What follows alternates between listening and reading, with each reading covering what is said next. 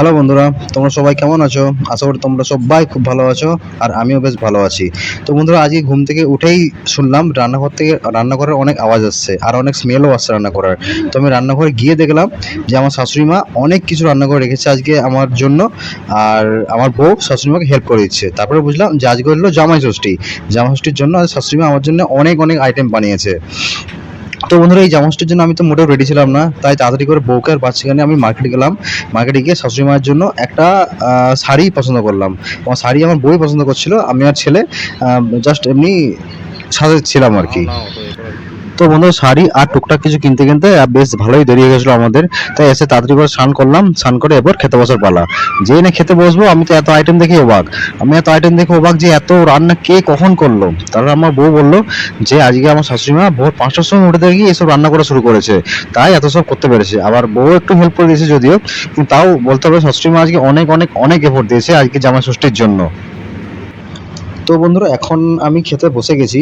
তবে খেতে বসার আগেই কিন্তু আমি বলে দিয়েছিলাম যে এত কিছু আইটেম কিন্তু আমি মোটেও খেতে পারবো না। শাশুড়ি মা বললো ঠিক আছে, কোনো ব্যাপার না, যতটা পারবে ততটা খাও। তো বন্ধুরা, খেতে বসার পর শাশুড়ি মা আমাকে এখন বরণ করে নিচ্ছে। আর আমার কোলে এখন ছেলেও রয়েছে।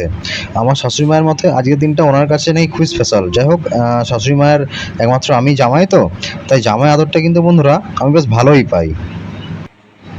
শুধু এই জামাই ষষ্ঠীর জন্যই আমার শাশুড়ি মা সুদূর বাঁকুড়া থেকে দিল্লি এসেছে, শুধু এই জামাই ষষ্ঠীর জন্যই। যাই হোক, তোমরা এই এত সব খাবারের আইটেম আর আমার শাশুড়ি মা দিল্লি আসা থেকেই আশা করি বুঝতে পারছো যে আমার কতটা ভ্যালু আমার শ্বশুর বাড়িতে। বেশ ভালোই জামাই আদর পাই কিন্তু আমি, হ্যাঁ। সত্যি বলতে কি, আমার মনে হয় আমার বউয়ের দিকের ফ্যামিলিটা আমি বেশ ভালোই পেয়েছি। অন্তত এই ক্ষেত্রে আমি নিজেকে বেশ লাকি মনে হয়। হয়তো সবাই এত ভালো ফ্যামিলি নাও পেতে পারে যেটা আমি পেয়েছি। এটা আমার 3 নম্বর জামা ষষ্ঠী। এর আগে আমার দুটো জামা ষষ্ঠী অলরেডি আমি পেরিয়ে এসেছি। আমার ছেলে এটা প্রথমবার দেখছে জামা ষষ্ঠীতে কেমন হয় কি হয়, তাই অবাক হয়ে দেখছে আমার ছেলে। এই দেখো বন্ধুরা, এই ক্লিপটা কিন্তু খুব ইন্টারেস্টিং। এই দেখো বন্ধুরা, আমার শাশুড়ি মা আমায় কিন্তু ঘুষ দিচ্ছে যাতে বিছানায় চার্জিং পয়েন্টের পাশে আমি বউকে শুতে দিই।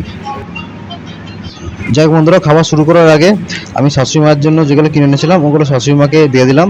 আর শাশুড়ি মা এতে অনেক খুশি হয়েছে এবং শাশুড়ি মায়ের যথেষ্ট পছন্দ হয়েছে বললো।